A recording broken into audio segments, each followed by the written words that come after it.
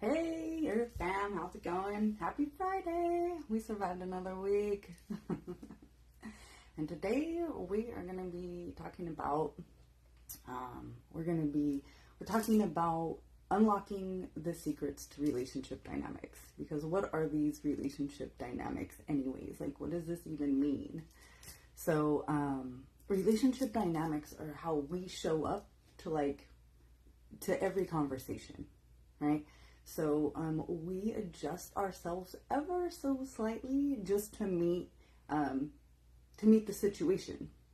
So we have interaction patterns. So if you are dealing with your partner or your best friend versus a stranger, if it's somebody you're familiar with, you're going to have habitual patterns. There's going to be familiar phrases in the way that you guys talk to each other versus somebody that's a stranger. You're not even going to know what kind of topics you can hit on. So there's that. So that's interaction patterns. There's also the balance of power. So whether you feel superior or inferior to the other person you're talking with, it changes the way that you show up to the conversation. There's also roles and expectations, right? So if you're talking to your boss, there's a role there. There's an expectation about the way that you're going to act with your boss. So all of those things, they change the way that we show up. And every person you've ever had an interaction with has a different version of you in their mind. And I find this to be so incredibly fascinating, right? Because we just feel like this single being, but really you're a multitude of beings. Depending on how many people you've ever been in contact with, you are that many different beings just here on Earth. So, there's the phrase that people bring out the best in you or they bring out the worst in you. And this is part of it, right? Because different people are pulling out different pieces of who we are as we react with them. So we really want to find out, like, why are we choosing the partners that we're choosing? And, the one aspect that I really touch on a lot is, of course, the attachment, right? If you're avoidant or if you're anxious, and then you're going to find the balance of that. So that is one aspect, definitely. But there's also other ones. So what about met needs? Like sometimes we just want to feel validated, and we want somebody who can make us feel secure. And so we're actually getting into relationships to fill needs, which is not the best thing to do, right? Because as soon as that person cannot fill that need, they're not doing their duty, and so now we don't even need them. So they get discarded, which in reality, it wasn't their job to fill that need anyways, but that's why we got in the relationship. There's also cultural norms. I mean, we are taught from a super young age that we need to just find a partner. Disney is a great example, right? We're like 5 years old. We're like, oh, okay, well, we need somebody to jump off their horse and give me a kiss and save me. Like, oh, it's going to be a great week. That's okay. We know that that's all crap. But there is this cultural idea. I mean, by the time we're 5 years old, we already have a set idea of who we want our partner to be. So how did we figure that out? Well, from 0 to 5, we have been absorbing information from our environment, from our parents, from the things that we watched. And so now we have this idea of what we think our ideal partner is going to be. And if we don't find a partner that matches these things that we chose at age 5, then we're not going to be as attracted to them. There's also, patterns and behaviors. We all know people who cannot stay out of a relationship. They're always in a relationship. They're like, oh, they broke up. Oh, within a month or a couple of weeks, they found somebody else, right? Because this is their pattern. It's behavioral patterns. They are going to take what is available to them, and they're going to just make it work for as long as it will work. we're trying to, what we're trying to do as adults is bust out of these patterns and these behaviors that they're just spinning our wheels and they're not moving us forward. We also have, the idea that somebody else can bring a spark to our life, right? Like, there have definitely been times where I've just been bored and been single for a while and been like, I'll just get on a dating app. Why? Somebody entertain me. This is like, I guess we're back to fulfilling needs, right? We need somebody to shake it up, entertain me. I don't know, validate me, give me some attention. Which, if we're gonna get love bombed with attention, we know generally those relationships are not going anywhere. But they're fun in the beginning, so There's also soul contracts. My personal belief is that every relationship that we have it's a soul contract. Well, Spirit doesn't really like the wording soul contract. I've been corrected in past life regressions. Like, no, it's not a contract. It's an agreement. We are agreeing to be together. Even your hardest, worst relationships, on a soul level, you guys have agreed to come together, and it's really interesting to think how, our parents, if you're listening to me, you must have some trauma. So we generally 99.9% of the time we choose our parents. We don't always know how hard these relationships are going to be. Like, I had no idea that with Steve being my father, that I would spend the rest of my life, not my whole life, but up to a point, with total distrust of men. Like, he kind of taught me that men are just not trustworthy, and that is 100% not true. But I had so much distrust of men, like, I had to work my way out of that. But it was a soul agreement. I came into this life because of who my mother and father were. Yes, I chose them. I'm like, okay, yes, these screwed up people are going to give me great lessons. Let's do this. But you don't always know how it's going to impact you through the rest of your life. So ultimately, these relationship dynamics that we choose, they're very personal to us, and they're so driven by our subconscious. So what we're trying to do is understand those underlying reasons and those choices. Why are we making the choices that we make? We think that, sometimes we think that we're making it on a conscious level, but there's so much unconscious going on. We're gonna choose a partner. I used to say, I actually told my dad once that I was looking for somebody that was the opposite of him. Like, I didn't want to be in a relationship with a guy like him. And it was a joke. It was kind of this playful thing that I was saying, but it was also very true. So I was on a logical level trying to not date men like my father, but on a subconscious level, all I was doing was dating guys like my father. If they weren't kind of scary, I probably wasn't going to be interested. Are you really secure, kind person? Probably not. I'm not going to be triggered enough to date you.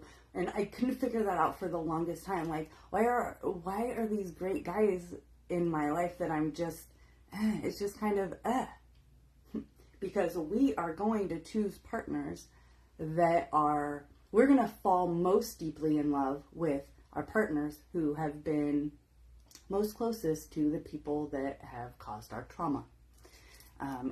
Humans are so screwed up. Like, it's just like, what is going on? Do I think that aliens on other planets deal with this? No, I don't. I think that it's this weird human crap because of the way that we store stuff in our brains and our bodies. But, anyways. So truly, we're just trying to get under the reasons why we make the choices that we do, and hopefully you're willing to share some stories with me. I put together a survey so that I can just understand more and deeper about what goes on in the psyche. And if you're just starting your self-awareness journey, taking the survey is going to be a really great place to start. Like, it's just, you know what, they're not hard questions, but it's something that will make you think, right? Like, okay, so why am I doing that? How do I feel about that? You know, having a very validating partner can make you feel really secure in a relationship. But are you looking for partners who are validating? You know, if that's something that you need, then you have to find that and pull that in. You know, we don't want to take just whatever's coming at us. We're adults. We want relationships that are solid. If you're the type of person that wants to make long-term plans, you have to know, like, you can't date avoidance or narcissists, but you have to see the triggers coming at you.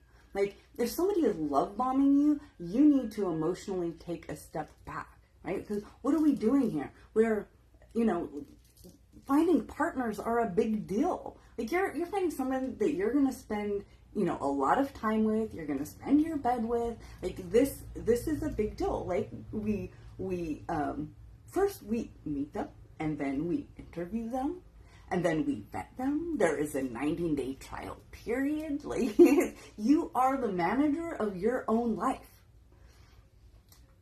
And so we just want to make sure that you're getting the proper training so that you are hiring the best person for the job. Because if you are an actual manager, you are going to be looking at, like, what are you bringing to the table? Because I'm not going to pay you, right? We pay our relationship in love and attention and care. So are you going to put all of that out for somebody that doesn't meet the requirements for the job? Not anymore. Maybe in our 20s, but not anymore. So we have to understand what we're doing. Like, you might have safety issues, abandonment issues, unworthiness issues. But if you have actually never sat down to do the deep work, what that looks like is, well, I just get irritated if somebody isn't going to text me back in time. Like, there is a time limit, you know, or like, yeah, of course I need to be with somebody. I just need a lot of attention. Like, that's just who I am. Or there's, you know, in my family, it was always like, yeah, we're just a loud family. We were all super loud. And then you get a couple drinks in us, and then we're even louder. And we would always just say, like, oh yeah, well, we just come from a loud family. Well, the truth is, we just came from a not validating family. Nobody validated our our emotions or our feelings. We all started talking really loud so we could somehow get heard. It looks like I need to be loud, but what is really underneath is not loud. It's a need. We see these people and we judge them, right? This is how we find our triggers. This is how we find what we need to work on. What is pissing me off? What is making me sad? What is making me want to hide? What is giving me anxiety? You know, who am I judging and why? Because these are all of the things. You know, I have a friend, and she's a therapist. She has her master's degree, like, and she's like, oh, it's just this huge chess game, and she's like, I need to read more Freud. And I was like, people are pretty basic. Yeah, go ahead and read more Freud, but, like, just get under the problem. You just get under the problem, you bubble it to the top, and then you start popping the bubbles. It's not as difficult as we make it.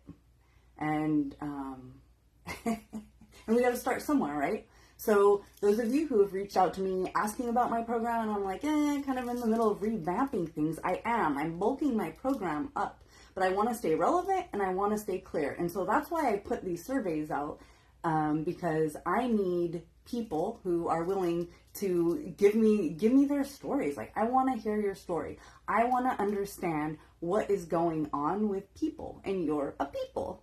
You're my people. So So here we are. And please go in, take my survey. Let me know if you want to work with me. If you have some stories or some deep understandings, that DM me. Like, absolutely. Like, I'm down for this. I live this stuff. I think about it every day. So the more new fodder I can get, the happier I'm going to be. And even if you're not ready to work with me, that's fine as well. I'm not. This isn't a ploy to get people into my program. This is truly me trying to understand a broader range of things. That's all. So, here we are. We're just trying to dig into the shit so we don't keep spinning our wheels through it. It's like a bicycle wheel, and it's like the shit just keeps getting flipped onto the top of my head. I'm Connie Lynn Parker. I'm your spiritual life coach and life alchemist, because this is where we turn your pain to gold. We get rid of your shit so that you can manifest better, so you can feel better. And it's not a horrible process. But it is now bowl 30. So we're gonna light this bowl. I've got this here. We've got our grounding bowl, because I figured we could all go into the weekend a little more grounded. It's been a crazy couple of weeks. The energy has been off the hook. The Schumann resonance, the energy from the earth is crazy. We're still getting a lot of solar flare stuff coming from the sky. Oh, and by the way, those aurora borealis that they keep telling us just happen to show up around the world, that's not a real aurora borealis. Okay, you don't go your whole life being like, oh, it only lives up north, and then it just all of a sudden shows up. No. There's crazy shit happening, and it is affecting our energy. So we're going to get grounded. Everybody's grounded.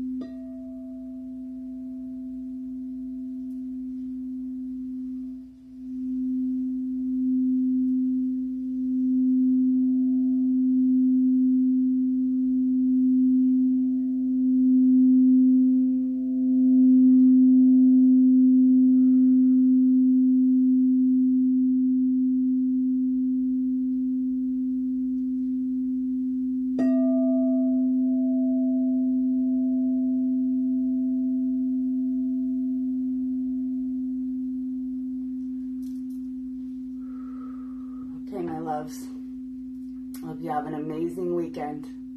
Remember, speak your truth, live in the magic, spread love. I love you guys.